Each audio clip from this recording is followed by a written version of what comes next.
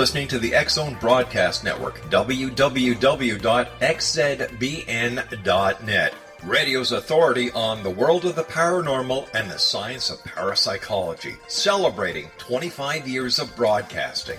Broadcasting around the world and to the great beyond.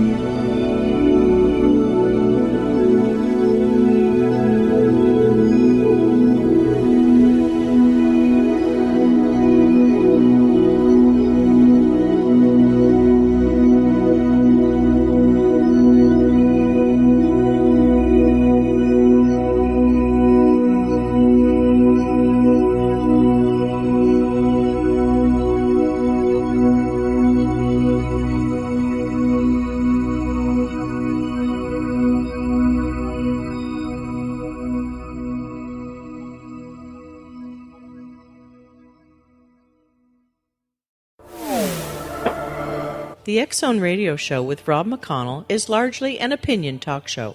All opinions, comments, or statements of fact expressed by Rob McConnell's guests are strictly their own and are not to be construed as those of the X-Zone Radio Show or endorsed in any manner by Rob McConnell, Relmar McConnell Media Company, the X-Zone Broadcast Network, its affiliated networks, stations, employees, or advertisers.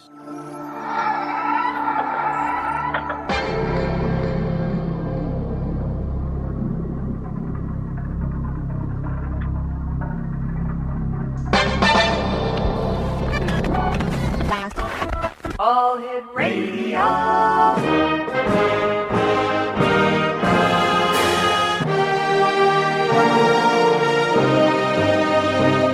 Welcome to the X-Zone, a place where fact is fiction and fiction is reality.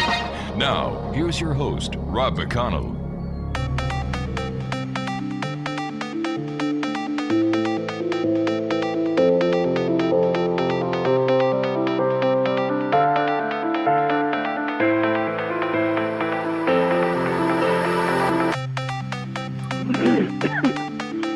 And welcome to the X-Zone, everyone. My name is Rob McConnell, and for the next 4 hours, I am your host. I am your guide as together we cross the time-space continuum to this place that I call the X-Zone.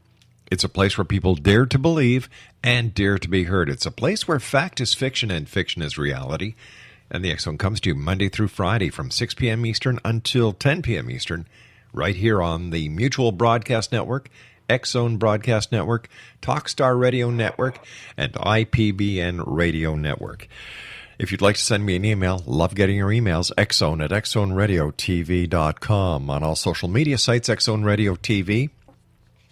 And you can check out our website and discover what we've done, what we're doing, and what we will be doing at www.xzoneradiotv.com.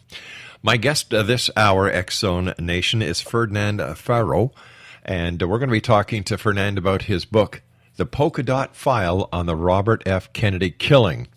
Now, the Polka Dot File on the Robert F. Kennedy Killing describes the day-to-day chase for the mystery woman in the polka dot dress. The book comments on, but does not dwell on, the police investigation, and reads like a detective thriller instead of an academic analysis of the investigation.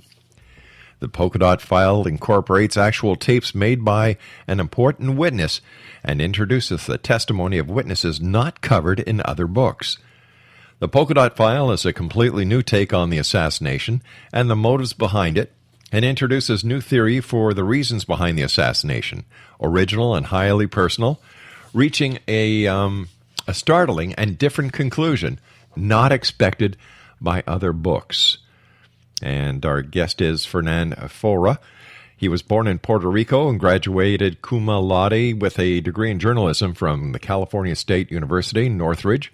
Early in his career, he was a correspondent for Millionaire magazine and Diario de la Tarde, Mexico's largest daily newspaper. In 1967, he joined the Hollywood Citizens News and began a front-page series of articles exposing large-scale Medi-Cal, Medicare abuses. For this, he was nominated a Pulitzer Prize. Joining me now is the author of this very interesting, thought-provoking book, The Polka Dot File on Robert F. Kennedy Killing, is Fernando Faura. And Fernando, welcome to the X Zone. Thank you. Happy to be with you. Let me ask you, why did you decide to write the book on the Robert F. Kennedy killing? Well, that by itself is an interesting story. 47 years, or for the past 47 years, my children had been pushing me and asking me to please write what I knew about the polka dot girl and the file that I had on the polka dot girl, because she was a mystery woman. And I frankly had left all of that behind me and moved on with my life after my investigation was shut down by Life magazine. Now, I moved from California to Miami because I had a project in Mexico, in Cancun, Mexico, and I wanted to be closer to the project. And so while I'm here, I had a lot of time in my hands, and I was surfing through the internet. And that was, I would say, about a year and a half ago. I'm surfing through the internet, and I find a story about Sirhan, the accused assassin, who's now in jail, claiming that he was a Manchurian candidate. Of course, this had been said before by the first book written about the assassination by Robert Kaiser. Right. And he was the very first one to say this was probably, a Manchurian candidate. And after that, John Christian and Bill Turner also said the same thing, because we were all working together to see what we could find about this assassination. All right, Fernando, you and I have to take a commercial break. Please stand by. Exonation. Fernando Faura is our special guest of this hour. He is the author of the Polka Dot File on the Robert F. Kennedy killing. And we'll both be back on the other side of this break as we continue here in the X Zone from our broadcast center in Hamilton, Ontario, Canada. My name is Rob McConnell. Don't go away.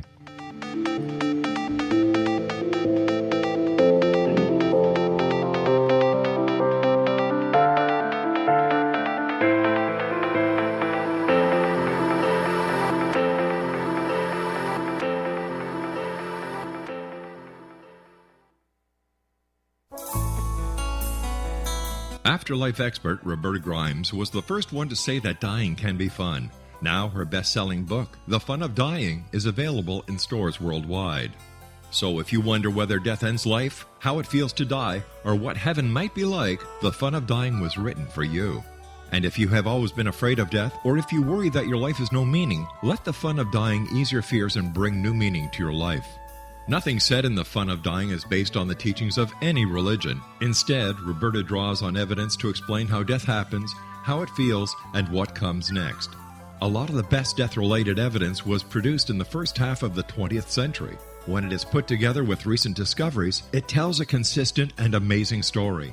Roberta Grimes blogs and answers questions at robertagrimes.com. Her wonderful book, The Fun of Dying, is available on Amazon and at stores worldwide wherever books are sold.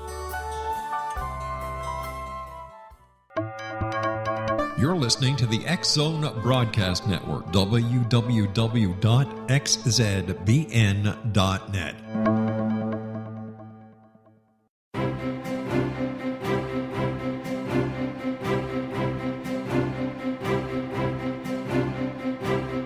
While science pursues fact, magic accesses the quantum level, bridging random facts to form truth. As long as science and magic remain separate and polarized, the truth cannot be known.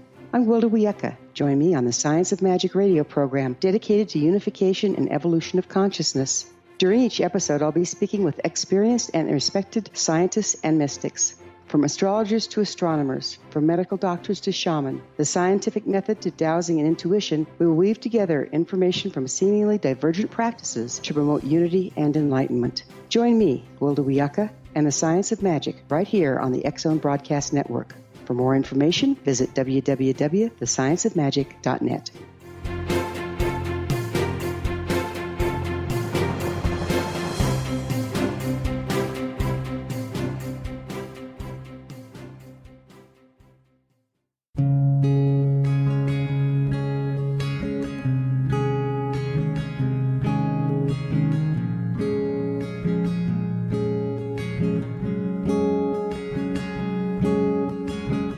Starr began to demonstrate a metaphysical connection to the spirit world as a little girl.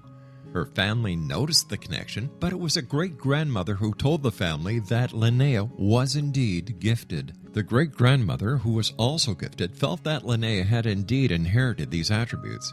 It has been noticed that oftentimes such things are passed down through the generations. Linnea was also born with a caul, a thin white membrane across a newborn's face. Legend has it that if the baby is born with this caul, the child will have second sight, or what we call psychic abilities. Linnea Starr does past, present, and future, and has the gift of prophecy. It is written within scriptures that if you are able to give factual information, and prophecies indeed come true, the gift indeed comes from the divine realm. Linnea Starr does large interactive groups as well as private gatherings. For more information on Linnea Starr or to contact Linnea for a one-on-one consultation, visit her website at www.linneastar.com. That's www.linneastar.com.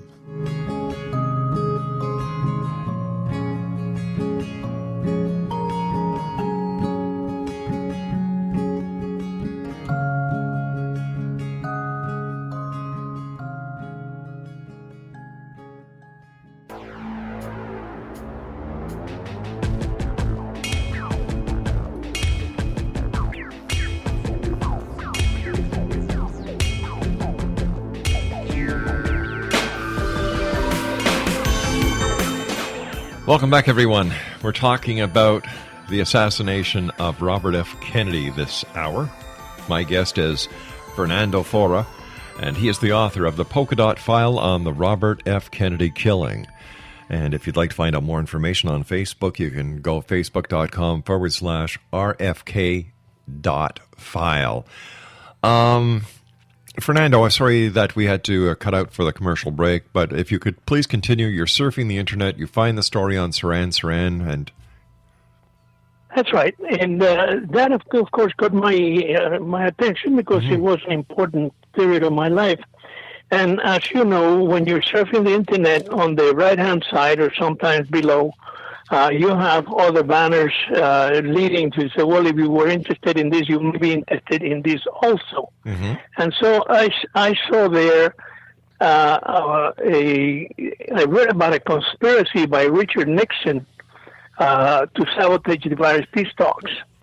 And that also got my attention, so I went to that. Right. And in reading that story, I was just chilled. As a matter of fact, telling you the story right now, I get chills again. Oh, Lord. Because in reading about the conspiracy of Richard Nixon to sabotage the Paris peace talks, and there have been several books written about that. In there, they mention the other, besides Nixon, the other four conspirators in trying to sabotage the peace talks. And one of those four people that were conspiring with Nixon in '68 to sabotage the Paris peace talks, one of those four people's name jumped at me because the woman in the polka dot dress spent the day with a man in Los Angeles who was a salesman. He's in all of the books. His name is John Fahey. Now, all of the books don't have all the details of what he said because the police didn't make the records available for 20 years. And all of these books were written prior to these 20 years. They were immediately after the assassination. So they don't have that information. Now, in seeing this, I recognized the name. It was a famous name. Mm-hmm. And I feel, my God, there is a link, because this woman told the man that she spent the day, the day of the assassination, she spent it with him trying to recruit him to help her get a passport to get out of the country. When this woman mentioned that in coming through New York, she had met with one of these men 3 days before the assassination. So I thought, my God, there's a link. This woman saying that she has an acquaintance with this person and that they met back east, is the way she put it, as she came through New York and Washington, D.C., mm-hmm. and she mentioned this person. She said, well, I have an acquaintance with him, and we met. Yeah, and it was kind of just like a part of the conversation. That she didn't say anything else about that person. But that person was a very prominent person, and that person was involved in the conspiracy to sabotage the Paris peace talks. Now, I didn't know that, and the police didn't know that, and the FBI didn't know that, because President Johnson had squashed all the news about the sabotage of the Paris peace talks. That story came afterwards. That story came many years afterwards, 20 years later. It was squashed in the interest of national security because the Johnson administration figured that in the condition that the country was at that time, in a state of revolution with the young people in the streets and millions of people, hundreds of thousands of people in the streets against the war, they didn't think it was a good idea to reveal that Richard Nixon was trying to sabotage the peace talks. And so they squashed it. The way they learned about the sabotage was through NSA intercepts, which, of course, was illegal because they were intercepting the communications between the South Vietnamese embassy in Washington and the South Vietnamese in Saigon. Mm-hmm. So because of that, they couldn't reveal that either, because that was a political hot potato. So between the two problems of telling the American people and the fact that the taps were illegal, even though Johnson ordered the taps, after NSA picked it up from the ether, from the air. But once Johnson found out, he ordered the FBI to tap the phones of the embassy, the South Vietnamese embassy. And of course they knew they were fully aware that this was happening, and Johnson consulted with top Republicans in those days. One of them was Everett Dirksen, a very well-known man in American politics. And Dirksen commented, he said, "This is treason." But the situation was so delicate, they decided we cannot tell the American people. And so they decided not to tell the American people. So I myself, I heard the name in the tape that I made, because I got this man. I'll tell you in a minute how this man, I came to meet this man. He actually was the one that looked to me, and I was the one that gave him to the police, not the reverse. So when I recognized that name, I figured, oh my God, there is a link between that conspiracy and this conspiracy. And so I decided the time has come to write the book. I have to because this changes the direction. This changes the direction that everybody's been looking. Everybody's been saying and believing the official version that Sirhan killed Senator Kennedy because he hated him, because he did not want to have Kennedy send jets to Israel and so on and so forth.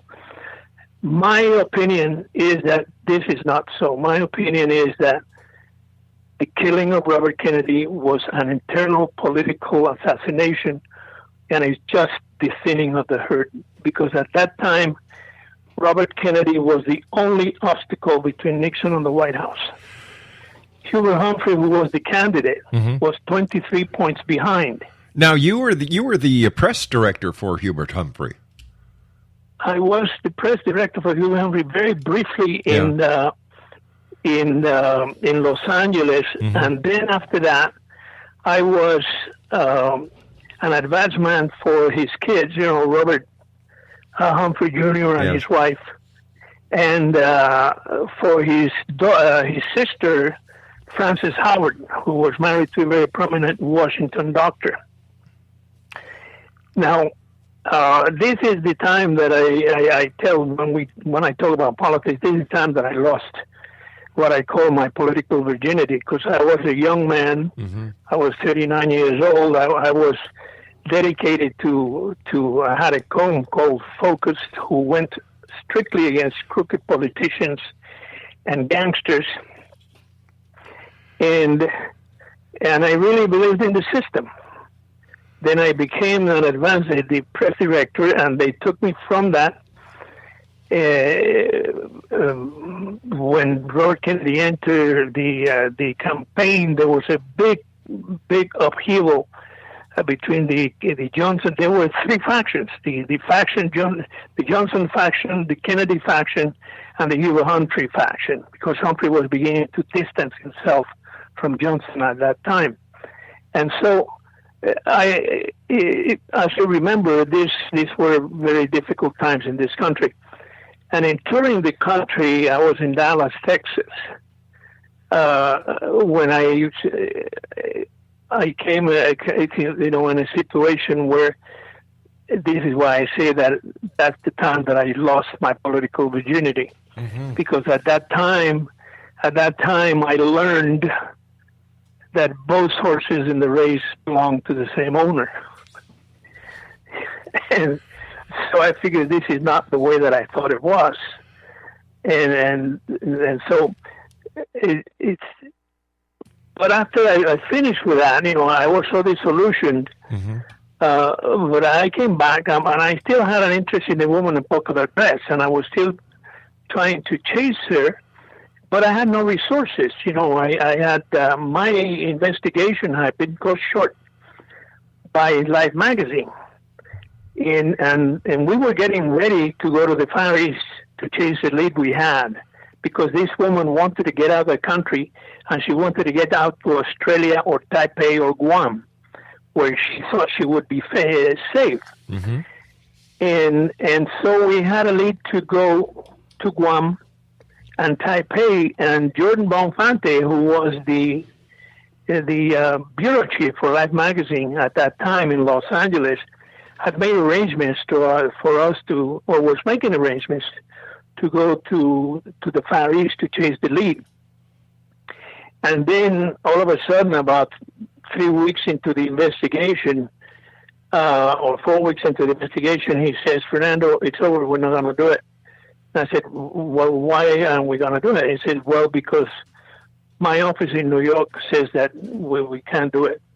He says, "Well, that doesn't make sense. Right. Why have, we have a good lead, and we're ahead of the FBI, and we're ahead of the LAPD. So why can we do it?" And he says, "Well, I don't know." And so I kind of got angry with him, and I said, "Look, Fernando, it's over. I'm only an employee." I said, "Well, at least try and find out why they're doing it. We're entitled to know that much." All right, stand by, because what I can do. Stand by, Fernando. We have to take our news break at the bottom of the hour. Fascinating story. Exonation. We're talking to Fernando Faura, And he is the author of The Polka Dot File on the Robert F. Kennedy Killing, Paris Peace Talks Connection. And it's published by Trying Day. And you can find out more by going to www.facebook.com/rfk.file. And we'll be back with this amazing story on the other side of the news. Don't go away. This is the X Zone. I am Rob McConnell.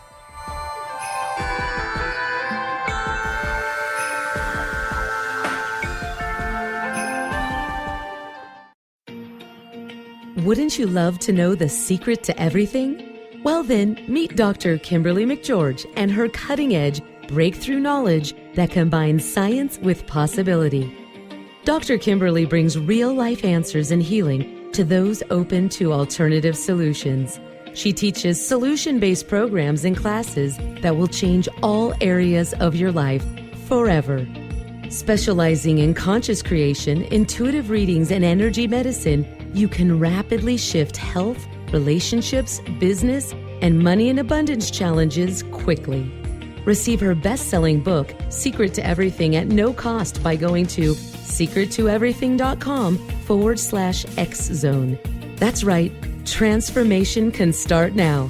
Just go to secrettoeverything.com/X-Zone and receive Dr. Kimberly's book for free. You're listening to the X Zone Broadcast Network, www.xzbn.net.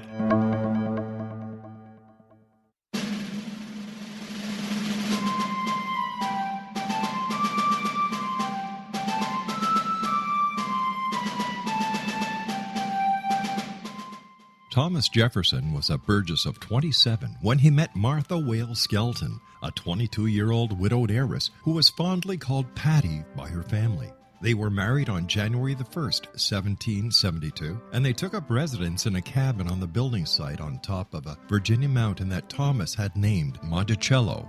As Thomas and Patty slowly built their first version of the great house at Monticello, the Revolutionary War was heating up. Patty, with difficulty, bore 5 children, but only 2 girls survived. Thomas's political career developed to the point where he was often away from home, but after he authored and signed the Declaration of Independence in Philadelphia, he resolved never again to leave his wife. He was elected the governor of Virginia, just as that state became the Revolution's last battleground.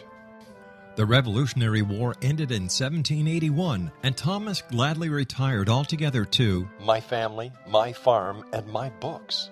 But Patty continued to want to bear her treasured husband a son, and late in the summer of 1782, she died of kidney failure at the age of 33, 4 months after having borne yet another girl. Thomas was so devastated by her death that he never remarried.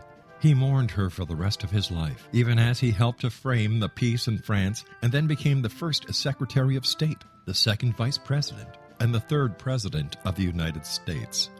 This story is true. Thomas Jefferson was such an obsessive letter writer and record keeper that we know where he was and what he was doing nearly every day of his adult life. Every significant thing he says in My Thomas comes from his contemporary writings. My Thomas by Roberta Grimes is now available at Barnes & Noble, Costco, Target, Books A Million, Hudson Booksellers, Kmart, Walmart, Sam's Club, Walgreens, CVS, and online at Amazon.com. You can visit Roberta Grimes online at www.robertagrimes.com.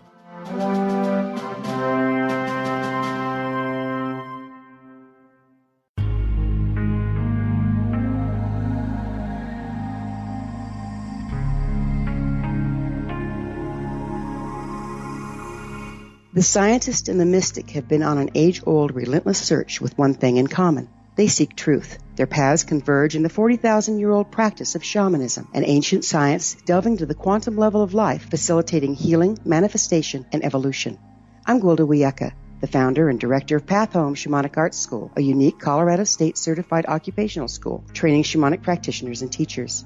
We also provide classes for empowering personal lives through shamanism. Our certification classes are in week-long segments enabling international participation, and online classes and long-distance shamanic healing sessions are available. Come discover the science of magic in the limitless world of shamanism. www.findyourpathhome.com.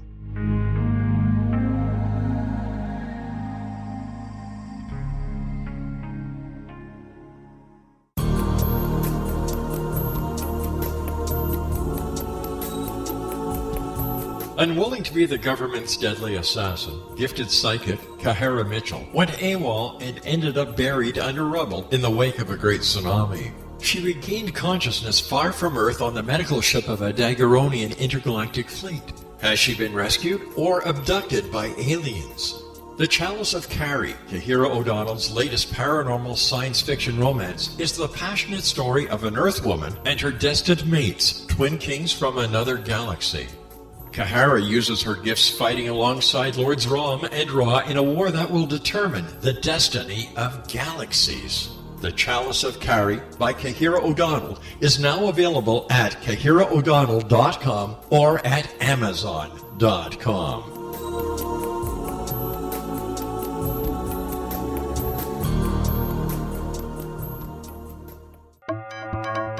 You're listening to the X-Zone Broadcast Network, www.xzbn.net.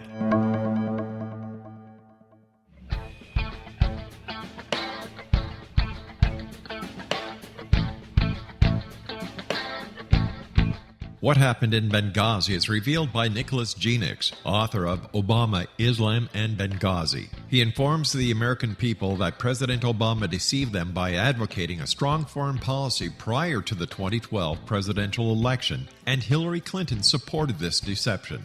As the title infers, there is a connection between Obama, Islam, and Benghazi. Ample evidence informs Americans that Obama's early indoctrination in the Quran developed an affinity for Islam, why the Quran is the source of discontent in many countries, and why the Obama foreign policy deception led to poor military action and caused the loss of American lives in Benghazi. Genix provides 36 questions for the Select Committee on Benghazi to validate if Americans are justified to mistrust President Obama and Hillary Clinton. An overview of Obama, Islam, and Benghazi is presented on the website www.futureofgodamen.com. That's www.futureofgodamen.com.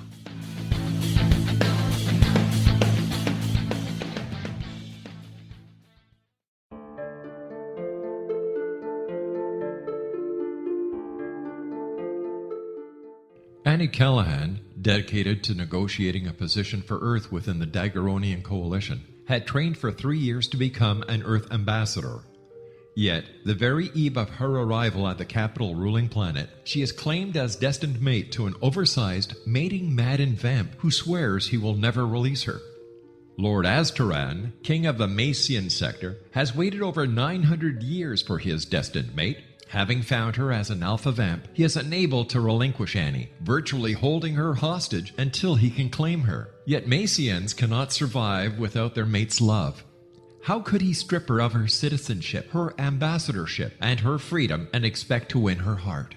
With All That I Am by Kahira O'Donnell is the latest book in this exciting series, The Daguerrean Chronicles, guaranteed to keep readers coming back for more. With All That I Am by Kahira O'Donnell is available on Amazon.com and KahiraO'Donnell.com.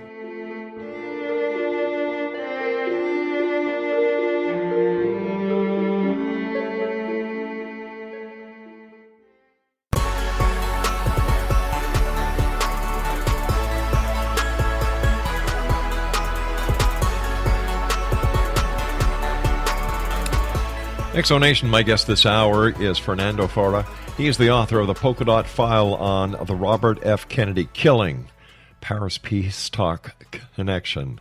And if you'd like to find out more information, go to Facebook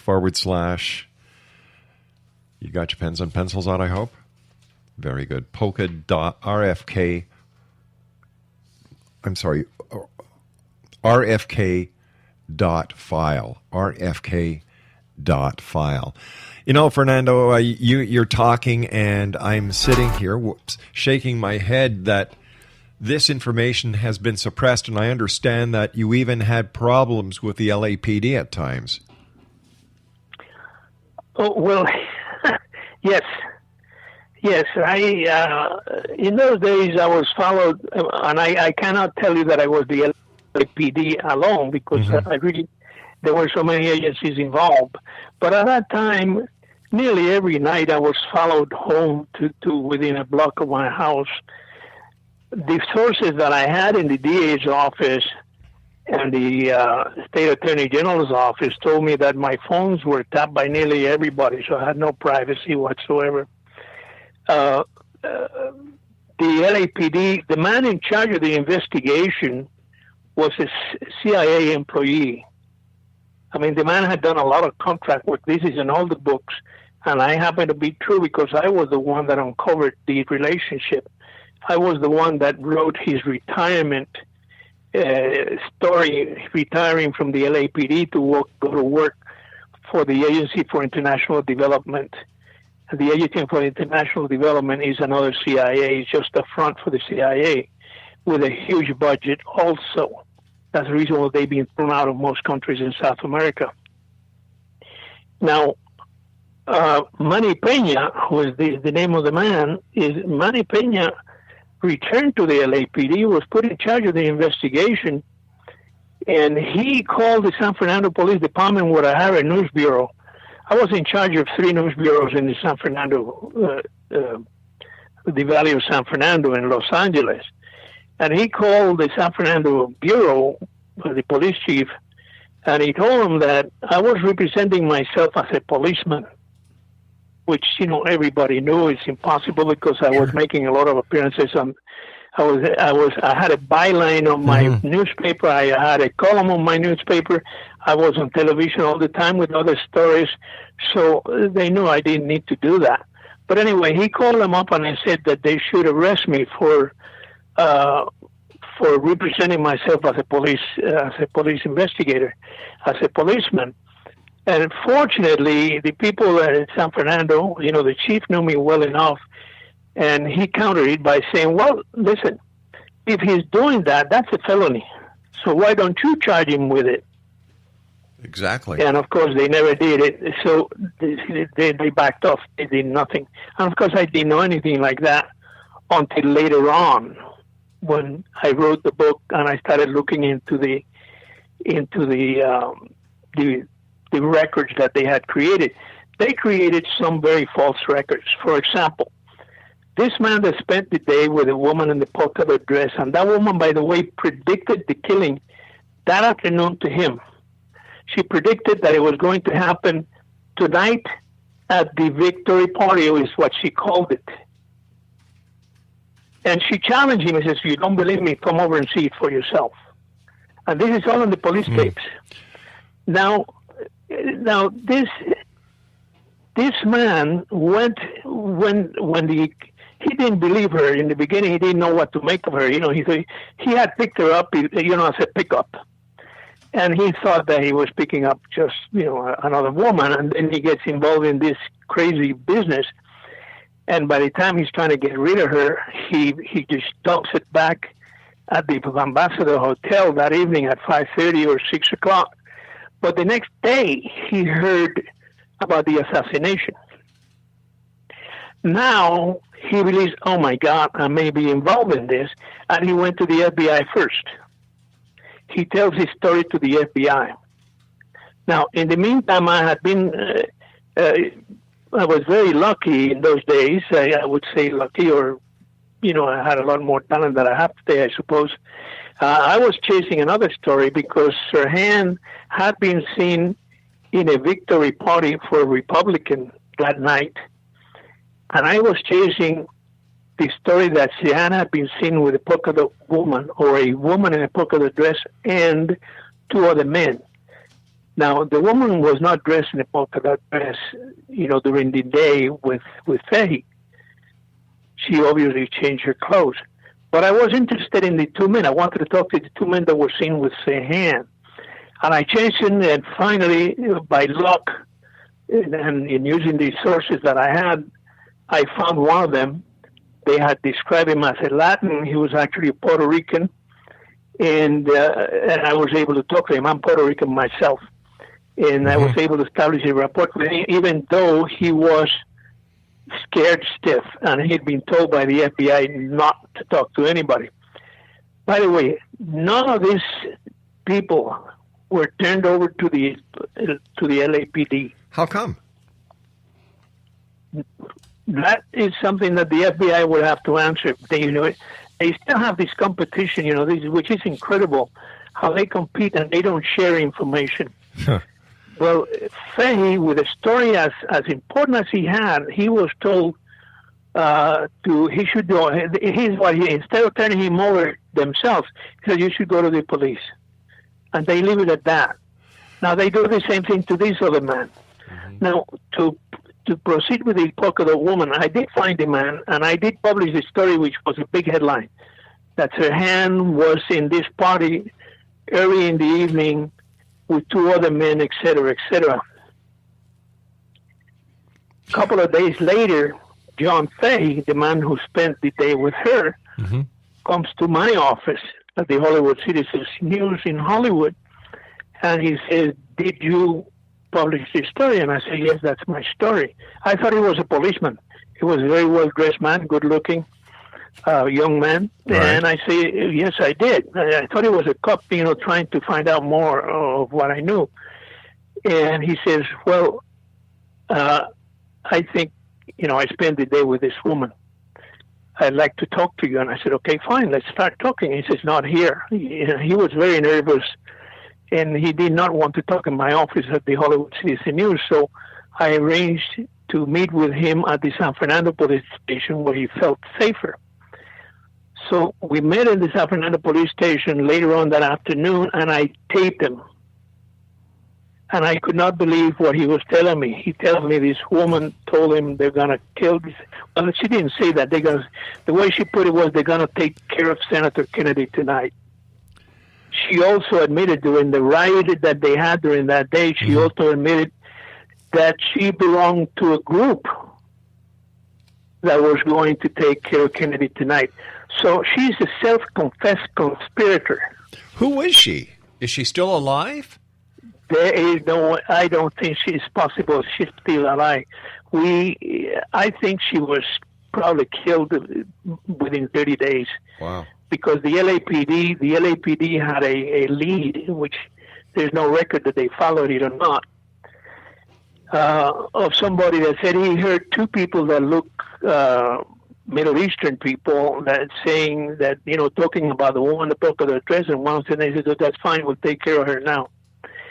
And so he thought that was important enough to expose himself to go to the police and tell them that story. Of course, they couldn't do much about it because he didn't know those two men and he didn't know how to find him.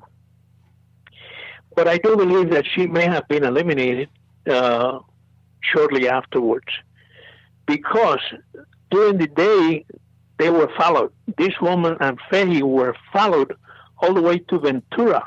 Ventura is a city about 2 hours from Los Angeles, right, on the Pacific coast.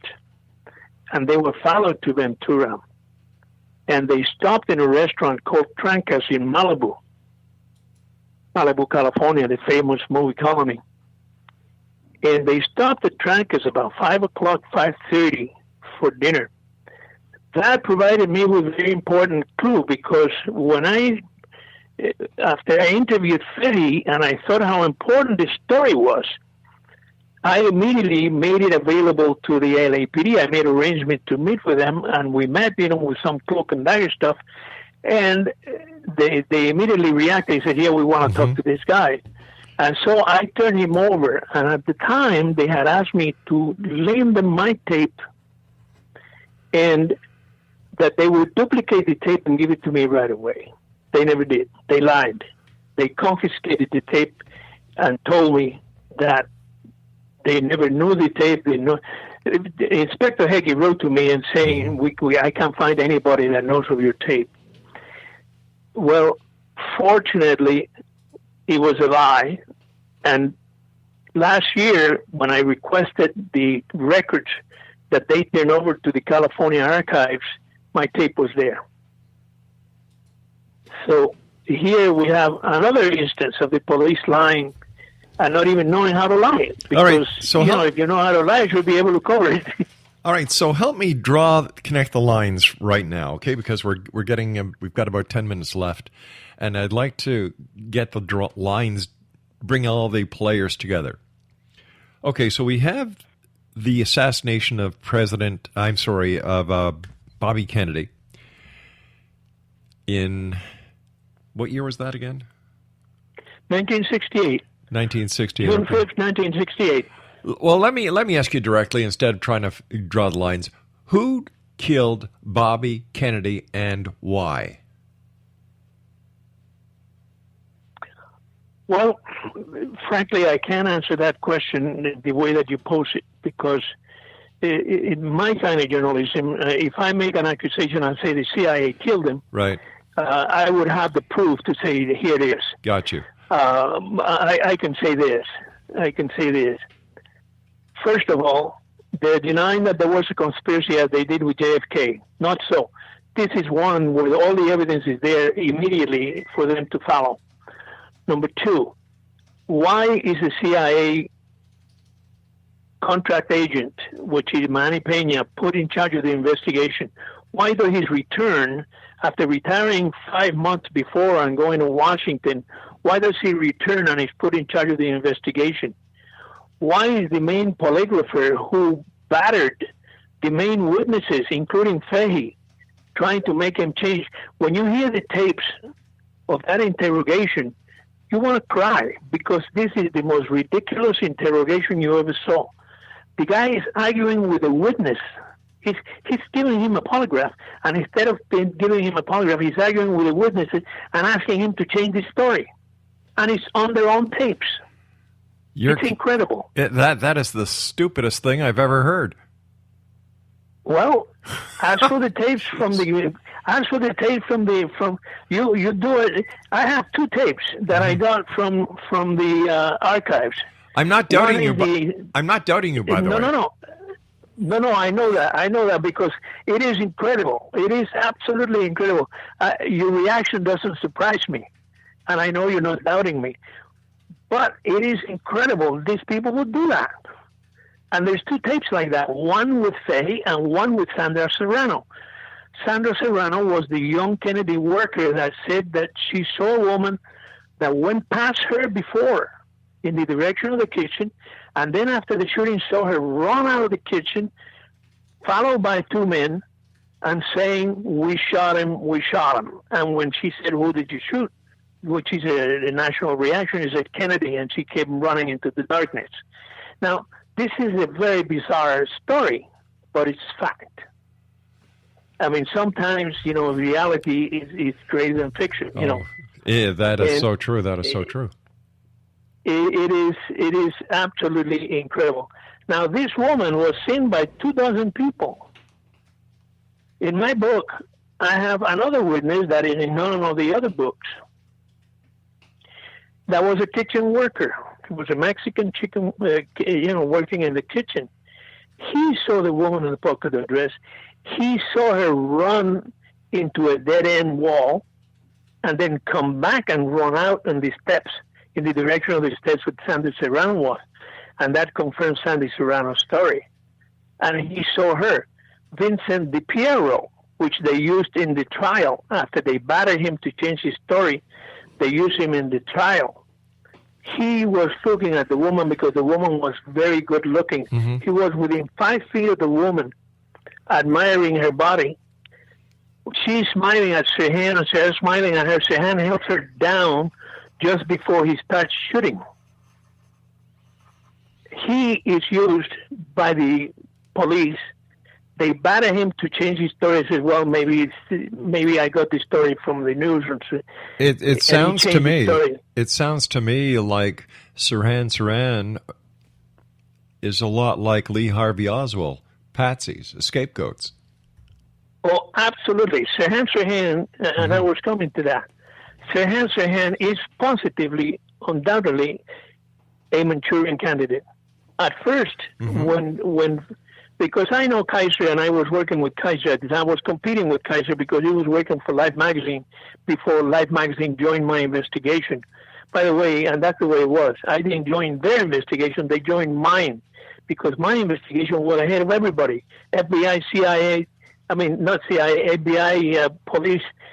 I was ahead of them because I didn't have any encumbrance, and I was getting to and I had good sources, and I was getting to the witnesses before they were interviewed by the police, and so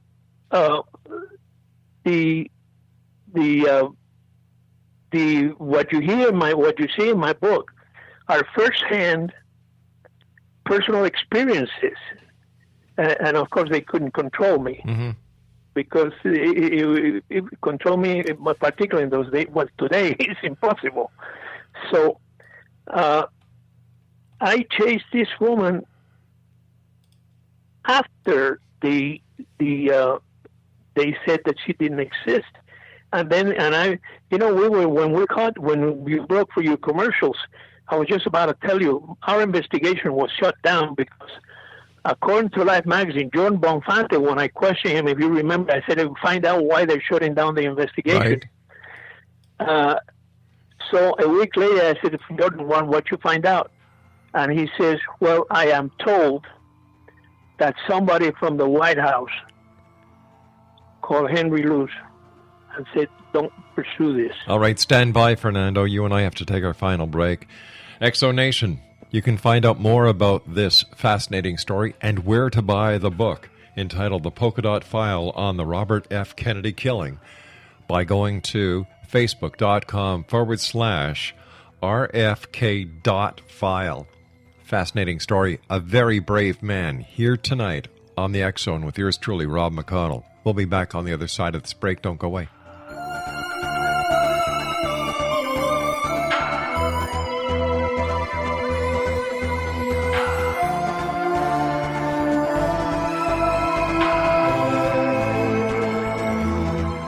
Little children aren't the only ones afraid of the dark. Millions of soldiers return from war zones with PTSD, anger, frustration, fear, and loneliness, much of which surfaces during the darkness of the night. You have the chance to change the lives of these American heroes. Songs and Stories for Soldiers.us provides free MP3 players for these men and women. With a list of 3 million songs in 16 different styles, 100,000 audiobooks, and 30,000 old-time radio programs, every veteran can find something to soothe and comfort them at no cost. All our players contain an 8-hour audio program designed to help veterans fall asleep. With 1,500 plus vets now participating, it's our goal to deliver 10,000 audio players this year. Go to our website at songsandstoriesforsoldiers.us. Help us help a veteran make it through the night.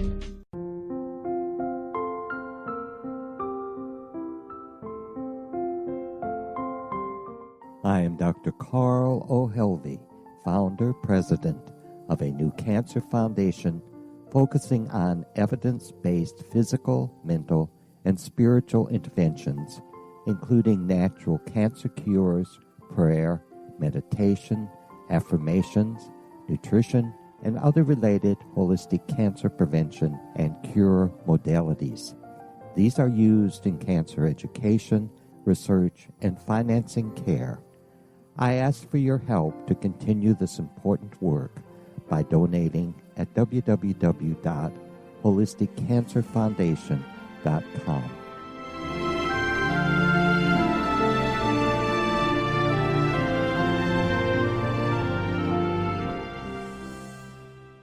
You're listening to the X Zone Broadcast Network, www.xzbn.net.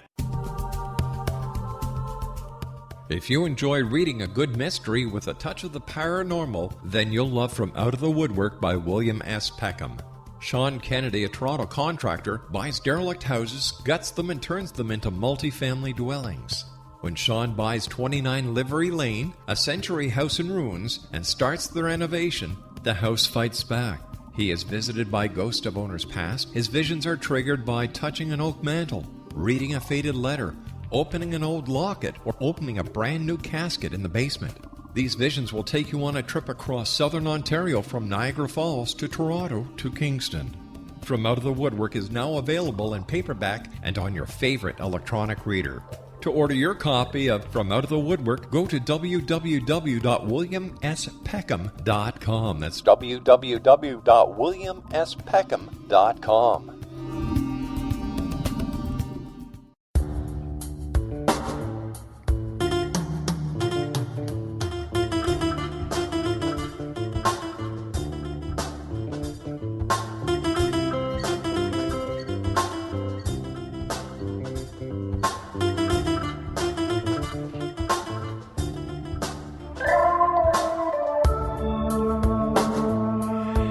You know, my guest of this hour is Fernando Faura. And as he said, and as I've always said, you know, where fact is fiction and fiction is reality, and this is the perfect case. We're talking about his investigative book entitled The Polka Dot File on the Robert F. Kennedy Killing, Paris Peace Talk Connections. Let me ask you, Fernando, first of all, thank you so much for coming on the show. Congratulations on a book well done, and for helping to try and get the people to get their heads out of the sand and to open their eyes to what is really happening and getting rid of the smoke and mirrors that so often influence the way the people think. Here's a question for you. Is there a definite connection between the assassination of Robert F. Kennedy and President Nixon? Well, let me. This is the case that I make in the book. The woman that was with Fahey that day, the woman in the polka dot dress, predicted the killing that night. Mm-hmm. She predicted it with accuracy. She said when it was going to happen and where it was going to happen. So if we give her that credibility, mm-hmm. then we have to give her the credibility. We have to be, if we believe that, then we have also to believe that when she came through New York from Beirut or Aqaba, right, she met with this important person that was involved in the Robert Kennedy killing 3 days before the assassination. Now, had we known that at the time, and if President Johnson had not kept that secret from the public and we had known about it, then that person would have become immediately a person of extreme interest. What is their relationship? Why did they meet? Mm-hmm. What did they talk about? Are you following me? I am. So I am, instantly that person, who is a very important person in this country. I'm trying to avoid using the name until next week when the book is published in 2 weeks. I appreciate that, and I respect that. And of course, it is in the book. But of course, you know, in respect to my publisher, I can't do it now. But that person would have become an immediate target of an investigation, mm-hmm. because you want to investigate everybody that this woman saw immediately before and immediately after, if they could find her. But unfortunately, it was kept secret by the White House, as I was telling you before. Bonfante told me that our investigation was shut down because somebody from the White House called Life magazine and said, you know, don't pursue it. Mm-hmm. And when he told me that, I got so angry. I said, come on, you're giving me a lot of baloney, because this is the same thing they said with John F. Kennedy killing. I said, you're just using it as an excuse. No, it's no excuse. That's what I was told. Listen. And so I had to drop. You had to drop. I had to drop the subject. Listen, unfortunately, we're out of time for tonight, but once again, I want to thank you ever so much for coming on the show. It's been an exciting hour. It's been an informative hour. You've opened up a lot of minds. You know, for every one answer you've given us tonight, there's at least 20 more, and I'm sure that people are going to buy the book because everyone wants to know the truth. There are too many conspiracies out there. What happened to JFK? What happened to Robert F. Kennedy? What happened on 9/11? And the list goes on and on and on. But I'd like to thank you so much for joining us, Fernando, and I look forward to the next time you join me back here on the X-Zone. The door is always open. My pleasure. Thank you very much. Good night, Fernando. And I'd also like to thank Julia at Trying Day for making this interview possible. Good night, my friend. I'll be back on the other side of this news break at 6.5 minutes past the top of the hour as we continue here in the X Zone from our broadcast center in Hamilton, Ontario, Canada. My name is Rob McConnell. Don't go away.